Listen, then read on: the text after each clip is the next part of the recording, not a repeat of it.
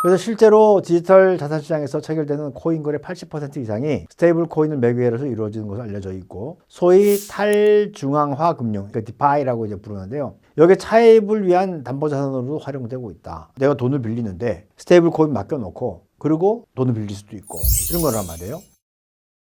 최근에 스테이블 코인에 대한 논의들이 많이 벌어지고 있고 이미 상당한 수준에서 거래가 되고 있는 그런 상황입니다. 우리나라에서는 아직까지 일반화되고 있지 않지만 미국이라든지 다른 나라에서는 거래가 되고 있고 결제 수단으로 사용되고 있기 때문에 우리가 개념 정도는 좀 알고 가야 되겠다, 이렇게 생각이 돼서 준비를 해봤습니다. 먼저 스테이블 코인이라고 하는 것이 무엇이냐? 법적인 용어 아닙니다. 이건 이제 처음에 시장에 창성된 거예요. 왜냐하면 우리가 이제 알고 있는 비트코인이라든지 아니면 그 이외에 코인들 있잖아요. 이 코인이라고 하는 것은 그냥 시장의 수급에 의해서만 가격이 결정되는 그런 거예요. 그러니까 내재 가치가 없는 거죠. 아니면 그 자산의 저 가치를 개런티 해줄 수 있는 백업 자산이 없는 거, 이런 것들이에요. 비트코인이나 이더리움 이런 것들이 대표적인 것이죠. 그러니까 굉장히 가격의 변동이 매우 심한 그런 것들이기 때문에 이거를 이제 예를 들면 달러라든지 미국의 국채라든지 이런 거 가지고 백업을 해놓으면은 미국의 달러화의 가치가 급하게 변하지 않잖아요. 가격이 안정적으로 움직인다, 그런 의미에서 스테이블 코인 이렇게 좀 이야기를 하고 있고요. 실제로 주로 안전자산인 미국 국채 등의 기초한다라고 하는 것은 스테이블 코인을 발행하기 위해서는 그 뒤에 미국의 달러라든지 국채가 들어있어야 한다. 그래서 다른 코인들하고는 달리 가격이 상당히 안정적인 범위에서 형성되고 있는 것으로 평가가 되고 있습니다. 자, 그렇다면 이제 아니 그전에 있던 비트코인이라든지 아니면 뭐 이더리움이나 아니면 이제 알트코인들 이런 것들을 지불수단으로 사용하면 되는 거 아니야? 근데 이게 잘 안 되지? 이런 거거든요. 자, 일반적으로 가격 변동이 심한 자산은 지불수단으로 사용하기가 어려워요. 왜냐면 너무 가파르게 움직이게 되면은 이거 가지고 어떻게 안정적으로 물건값을 치르느냐 하는 겁니다. 그래서 이제 미국에서 발행된 시장 점유율이 높은 코인 두 개가 있어요. USDT하고 USDC. 이 가격이 비교적 안정적이고 그 결과 지불 수단으로 사용되는 빈도가 점점 높아지고 있어요. 그러니까 내가 달러를 가지고 있는 것보다 USDT를 가지고 있는 거 이게 더 편하다, 이렇게 생각하는 사람들이 많이 늘어나고 있다, 이렇게 볼 수 있는 것이고요.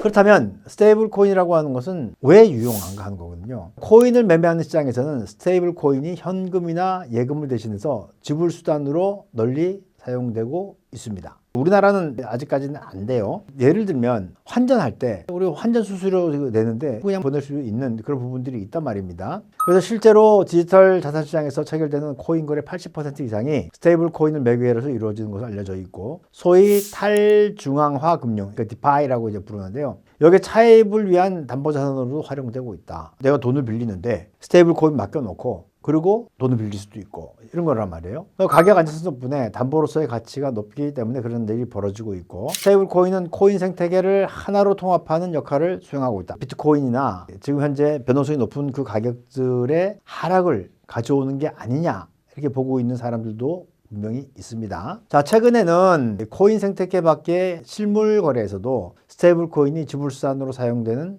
경우가 있는데 그 이유는 무엇이냐 하면요. 기존의 은행들을 위한 송금, 특히 국경을 넘어서는 자금 이전에는 상당한 비용과 시간이 필요하죠. 예를 들어서 우리가 이제 그 달러를 환전한단 말이에요. 그러면 달러를 환전하는 거 끝날 수 있어요. 근데 태국 바투화를 환전해서 송금하려고 하면은 일단은 달러를 바꾸고 또 달러를 바투화로 바꾸고, 우리는 눈에 보이지 않지만 그 과정이 들어간다고 얘기를 하고 있습니다. 하지만 스테이블 코인 같은 경우는 자기의 지갑이 있는 거예요. 시간과 비용이 대폭 축소되는 그런 장점을 가지고 있다. 그래서 이제 스테이블 코인이 지불수단으로 사용되는 용도와 빈도가 모두 증가하면서 스테이블 코인 시장 규모 역시 급속히 확대되고 있어요. 결국은 우리가 지금 그 결제를 하는데 필요한 비용이라든지 송금이라든지 이런 금융 활동을 하는 데의 시간, 이런 것들이 줄어들 수 있다, 이렇게 보면 되는 거죠. 자, 시장 규모가 여기 나와 있는 것처럼 계속해서 증가하는 것을 볼 수 있는 것이죠. 최근에 미국 쪽에서 활발하게 논의가 되고 있습니다. 2025년 1월 23일에 트럼프 대통령의 행정 조치를 발표를 했어요. 자, 달러 표시 스테이블 코인을 합법적으로 개발하고 그 사용을 촉진하겠다는 내용이 담겨 있습니다.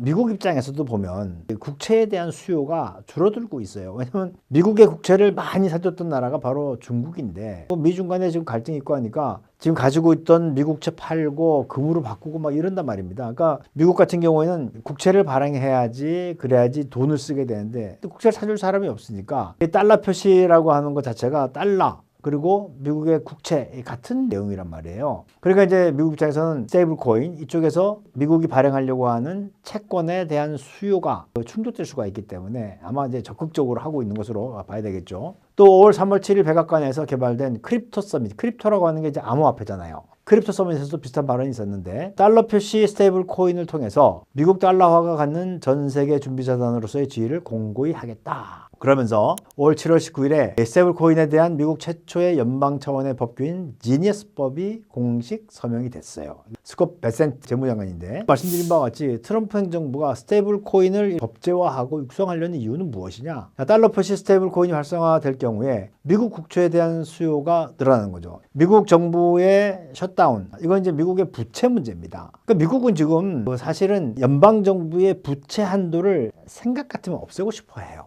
매번 부채 한도에 걸려가지고 예산안이 통과가 안 되고 그러면 계속해서 셧다운되는 이런 일이 벌어지게 되니까 아예 그냥 한도를 벗겨버리고 돈 풀고 이렇게 하고 싶단 말이에요. 그런데 그렇게 하게 되면 달러화가 가치가 희석되고 달러에 대한 이제 신인도가 낮아지고 부담스러운 거죠. 하지만 미국은 계속해서 국채를 발행해야 됩니다. 왜냐하면 그래야지 돈을 더 늘리고 발행한 화폐 이걸 가지고 미국 사람들의 수요를 채워주고 그런단 말이에요. 그러니까 미 국채에 대한 수요가 늘어야 돼요. 근데 스테이블 코인이 활성화되면은 그럼 그걸 이제 사게 되니까 좋은 거죠. 그리고 만약에 스테이블 코인이 없이 미국채를 계속 발행하고 달러의 규모가 계속해서 늘어나면은 미국 달러 가치에 대해서 사람들이 의심할 거 아니에요. 그러니까 사람들이 미국 국채를 멀리하면서 대체 통화를 쪽으로 움직이는 그런 모습을 보인단 말이에요. 그런데 스테이블 코인이 활성화되면은 미국 달러화의 기축통화의 지위, 사람들이 기피하는 그런 것들을 없애고 그 지위가 강화될 수 있다라고 이제 판단을 하는 것이죠.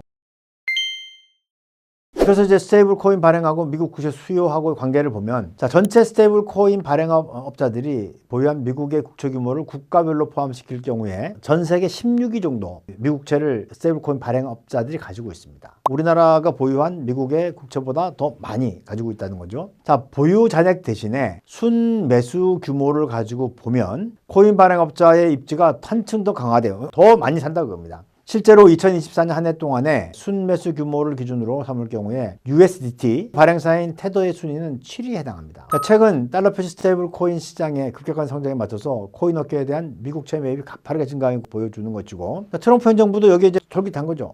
스테이블 코인이 육성이 되면 미국채도 소화가 잘 되고 달러의 가치도 안정이 되고 이것들 이제 달성할 수 있으니까 제도도 만들고 하는 그런 모습이죠. 스테이블 코인이 여기 있잖아요. 스테이블 코인이 우리나라 여기 있잖아요. 그러니까 미국채를 보유하고 있는데 한 국가인 우리나라보다도 미국의 스테이블 코인 업체들이 가지고 있는 것 더 많다 하는 것이고요. 순매수 규모예요. 순매수 규모는 우린 여기 있지만 지금 USDT가 여기 있잖아요. 그러니까 지금 미국의 국채를 누가 많이 사고 있느냐? 케이만 제도라고 하는 것은 텍스 해븐 지역이니까 빼고 원래는 이제 중국이 제일 앞에 있었는데 중국은 이제 물 건너갔고 프랑스, 룩셈부르크, 벨기에, 싱가포르, 영국, 그 다음에 USDT. 우리나라는 저 뒤에 이렇게 나와 있단 말입니다.